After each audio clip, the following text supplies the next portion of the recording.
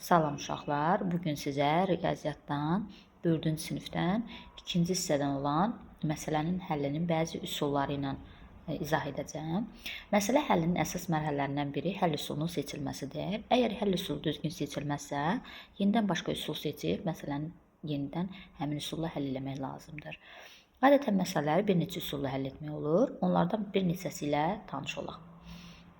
Birinci, şəkil çəkməklə məsələ həlli. Verilənləri əyani olaraq təsvir edilir. Məsələ onlar arasında əlaqədar istifadə etməklə həll olunur. Nümunə, küçə dirəyinin hündürlüyü 3 metr, ev dirəkdən 4 dəfə, çinar ağacından 3 dəfə hündürdür. Deməli, evin hündürlüyü dirəyin hündürlüyündən 4 dəfə hündürdür. Deməli, 3 vuracam 4-ə 12 metr. Deməli, evin hündürlüyü 12 metrdir. Ev çinar ağacından 3 dəfə hündürdür. Yəni 12 metr çinar ağacının 3 dəfə hündürdür. 12-ni 3-ə bölürəm ki, görüm çinar ağacının hündürlüyü nə qədərdir? Deməli, 4 metrdir çinar ağacının hündürlüyü. Avtomobilin hündürlüyü isə ağacın hündürlüyünün 2də 1 hissəsinə bərabərdir. Biz ağacın hündürlüyünü tapdıq 4 metr. Deməli, maşının hündürlüyü isə, avtomobilin hündürlüyü isə onun yarısına 2 metrə bərabərdir. Avtomobilin hündürlüyü nə qədərdir? 2 metr. Bunu məsələ şəkil çəkməklə həll olundu. Məsələləri göstərilən üsulla həll edin, yəni şəkil çəkməklə. Lalə, Samir, Anar, Aynur və Səbinə dondurma növbəsinə dayandılar. Lalə Anarla Səbinənin arasında dayandı. Növbədə sonuncu dayanan Samir isə Aynurdan sonra dayanmışdı. Deməli, ən sonuncu Samir dayanıb, o da Aynurdan sonra dayanıb. Deməli, Aynur, Samir, sonuncular bunlardır. Anar növbədə birinci deyil. Deməli, Anar növbədə birinci deyilsə, onda üçüncüdür. Çünki Lalə Anarla Səbinənin arasında dayanıb. Birinci olacaq Səbinə, ikinci Lalə, sonra Anar, sonra Aynur, sonra Samir.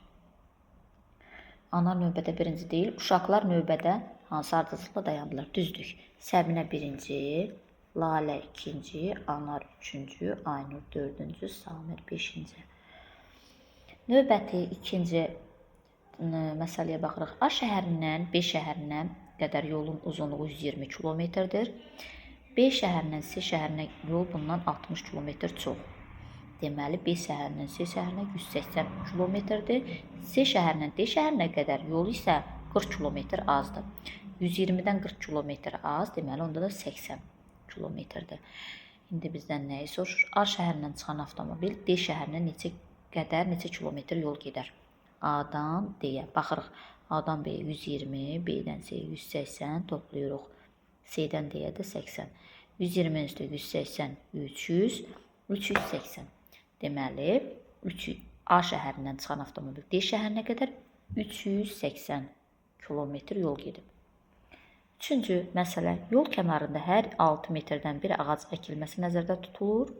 Yol kənarındakı 8 ağac əkildi. Birinci və sonuncu ağac arasındakı məsafə nə qədərdir? Deməli, 6 metrdən bir ağac əkilirsə, birinci əkiləcək də, ilk ağac əkiləcək. Sonra bir də 6 metrdən bir əkilə gedir, 8 ağac əkilir. Həmin 8, ona görə biz vurmalıyıq, 6-nı vuracaq 7-yə. 6-nı 7-yə vururuq, çünki 8 ağac əkilib, birinci ilk başladığımız yerə ağac əkilib. Ona görə ikincidən başlayırıq 6-ya vurmağa. İlk durduğumuz yerdən ağac əkilib deyə, ikincidən başlayırıq 6 metrdən bir əkilib. 7-ni vururam 6-ya. Deməli, 42. 42. Birinci və sonuncu ağac arasında məsafə nə qədərdir? 42 metr. Tənlik qurmaqla məsələ həlli. Tapmaq tələb olunan kəmiyyət məchul kimi qəbul edilir və məsələnin şərtinə uyğun olaraq tənlik qurulur. Tənliyi həll etməklə axtarılan kəmiyyət tapılır. Bir dənə nümunə verib. Lalə və İlxan hər biri 6 bərabər hissəyə bölünmüş, eyni ölçüdə 2 pitsa aldılar. İlxan pitsanın 6-da 5 hissəsini, Lalə isə 6-da 3 hissəsini yedi. Lalə daha nə qədər pitsa yesə, İlxan yediyi qədər olar. Deməli, baxırıq, tənlik necə qurulur? Deməli, 6-da 3 üstünə gələk x, Lalənin yediyini soruşur. 6-da 3 üstünə gələk x bərabərdir 6-da 5.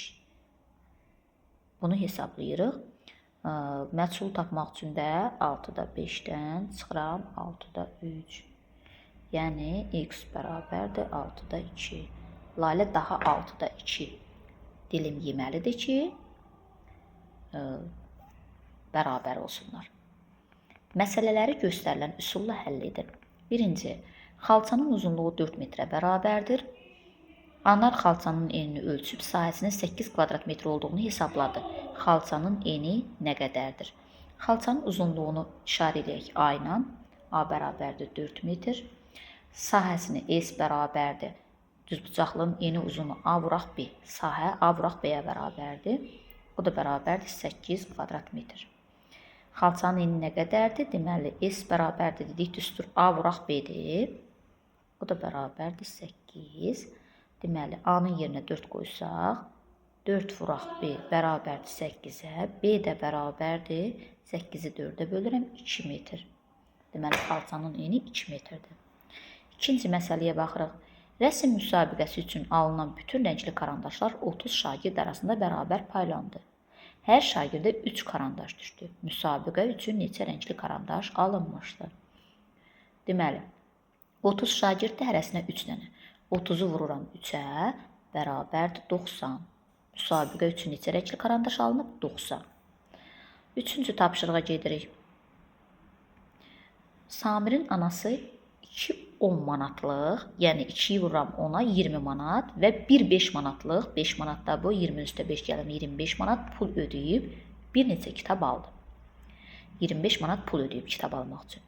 Hər kitabın qiyməti 5 manat olarsa, o neçə kitab aldı? Deməli, kitabın qiymətini x götürsəm, 5 vuraq x bərabərdir 25, x də bərabərdir. Bu məsələni vuruq hasil şəklində həll edirik, yəni məchul vurğu tapmaq üçün hasili məlum vurğa bölürük. Yəni 25-i 5-ə böləndə 5. O neçə kitab alıb? 5 kitab alıb. İndi keçdik cədvəl qurmaqla və qanunuqluğu tamamlamaqla məsələ həlli. Məsələdə verilənləri təsvir etmək üçün cədvəl qurulur. Ədədlərin dəyişmə qanunuqluğu müəyyən edilir, növbəti ədədlər tapılır. Nümunə. Səbinə rəngli kağızlardan şəkildə təsvir olunan ornamentdən bir neçəsini düzəltmək istədi.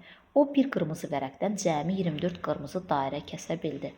Ornamenti tamamlamaq üçün səbinə neçə mavi üçbucaq kəsməlidir? Baxırıq, dairələrin sayı 4 dənə. Üçbucaqların sayı isə 3 dənədir. Deməli, bir dənə ornament kəsmək üçün 4 dənə dairə, 3 dənə üçbucaq lazımdır.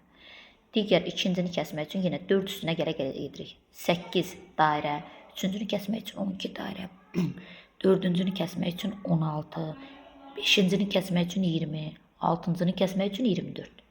Deməli, 6 dənə dairə kəsmək lazımdır. İndi səbinəyə lazım olan 3 bucaqları soruşduğuna görə 3, 6, növbəti 9, növbəti 12, növbəti 15, növbəti də 18. Deməli, 6 dənə ornament alındı.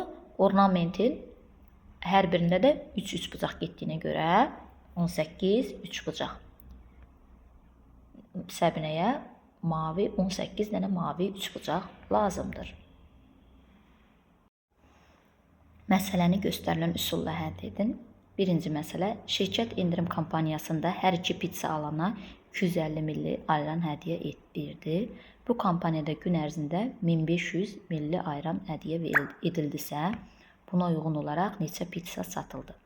Bunu hesablamaq üçün əvvəlcə 1500 millin ayranı bölürəm 250 milliyə. O düşdü 6. Deməli 6 ayran hədiyyə edilib. 6 ayran hədiyyə edilib. Hər ayran 2 pizza alana 1 ayran verilibdir. Deməli 6-nı vururam 2-yə 12. Buna uyğun olaraq 12 pizza satılıb. İkinci məsələ, çap evindəki kiçik printer 1 səhifəni 12 saniyəyə, böyük printer 3 səhifəni 20 saniyəyə çap edir. Kiçik printer 5 səhifə çap etdiyi müddətdə 5 səhifə, deməli 5-i vururam 12-yə, elədi 60 saniyə müddətində. Böyük printer neçə səhifə çap edər? 60 saniyə müddətində böyük printer. Bu 3 dəfə çox vaxtdır, verilən vaxtdan 20 saniyədən. Ona görə 3-ü vuracam 3-ə. Axı 20 saniyə 3 səhifə çap eləyir. Buna görə də 9 səhifə. Böyük printer 9 səhifə çap edər. Üçüncü tapşırıq. Aşpaz bir salat üçün 4 ədəd xiyar, 6 ədəd kük və 3 ədəd kartof istifadə edir. O bir neçə salat düzəltdi və 24 ədəd kök istifadə elədi. Baxaq görə neçə salat düzəldi. 24-ü bölürəm, 24 ədəd kökü bölürəm 6 ədəd. Çünki bir salata 6 ədəd kök gedir. 4 ədəd deməli salat düzəldib, 4 növ salat düzəldib. Bu salatın 4 növ salatdan da gəlin indi xiyar və aşpaz salatlara nə qədər xiyar və kartof istifadə etdi. 4 növ deməli bir növünə 4 ədəd xiyar istifadə edirsə, 4 növ salatın 4 dəfə 4 16 xiyar və 3 ədəd kartof istifadə edirsə bir növünə 4 dəfə 3 12 12 növ 12 ədəd kartof istifadə edib. Keçdik məntiqi əsaslandırmaqla məsələ həlli. Məlum faktlara əsasən məntiqi mühakimələr ardıcıllığı qurulur, nəticə çıxarmaqla cavab tapılır. Bunun üçün sıxım və təsvirlərdən istifadə olunur. Nümunə: Samir, Aynur, Lalə və Anar öz aralarında şahmat yarışı təşkil etdilər. Şərtə görə uduzan oyuncu yarışı tərk etməli idi. Samir ilk oyunda Aynura uduzub yarışdan çıxdı. Deməli, Lalə bir oyunu uddu, birini uduzdu. Yarışın qalibi kim oldu? Samirlə Aynur yarışır. Samir ilk oyunda Aynur uduzub, Aynur udub. Lalə ilə də Anar yarışıb. Lalə deyir, birini uddu, birini uduzdu. Deməli, Lalə Anarı udub. Aynurla Lalə yarışacaq. Aynurla Lalə yarışanda da Aynur qalib olacaq. Çünki birini Lalə uduzub. Deməli, yarışın qalibi Aynur oldu. Məsələləri göstərilən üsulla həll edin. Məktəbdə futbol, şahmat və rəqs dərnəkləri fəaliyyət göstərir. Anar, İlxan və Samir hər biri fərqli dərnəklərə yazıldı. Lalə onlardan kimin hansı dərnəyə yazıldığını soruşdu. Anar: Mən rəqsə yazıldım. İlxan: Mən futbola yazılmadım. Samir: Mən şahmata yazılmadım. İlxan və Samir hansı dərnəyə yazıldı? Göstəriş verir. Hər uşağın fikri yoxlayın. Yəni, birinci, Anar rəqsə yazılıbsa, deməli, futbola, şahmata yazılmayıb. Digər uşaqlar yazılıb. İlxan futbola yazılmayıbsa, deməli, şahmata yazılıb və Samir əgər şahmata yazılmadım deyirsə, deməli, futbola yazılıb. Deməli, Anar rəqs, İlxan şahmat, Samir futbol.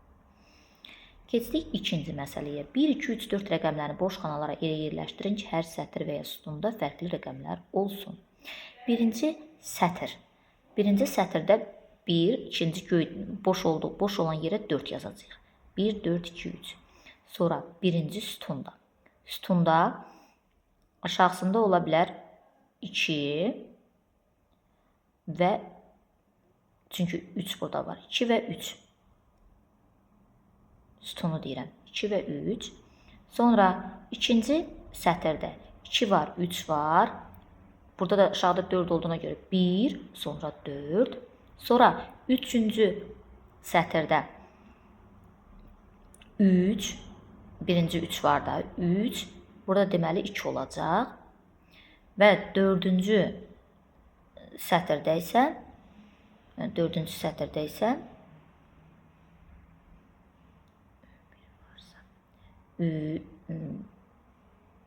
1 və 3 olacaq. Üçüncü məsələyə baxırıq. 8 litrlik qazan süd ilə doludur. Tutumları 5 litr olan dolçadan və 3 litr olan balondan istifadə etməklə 6 litr südü necə əldə etmək olar? Qazan 8 litr tutur, dolça 5 litr, bizə 6 litr süd var.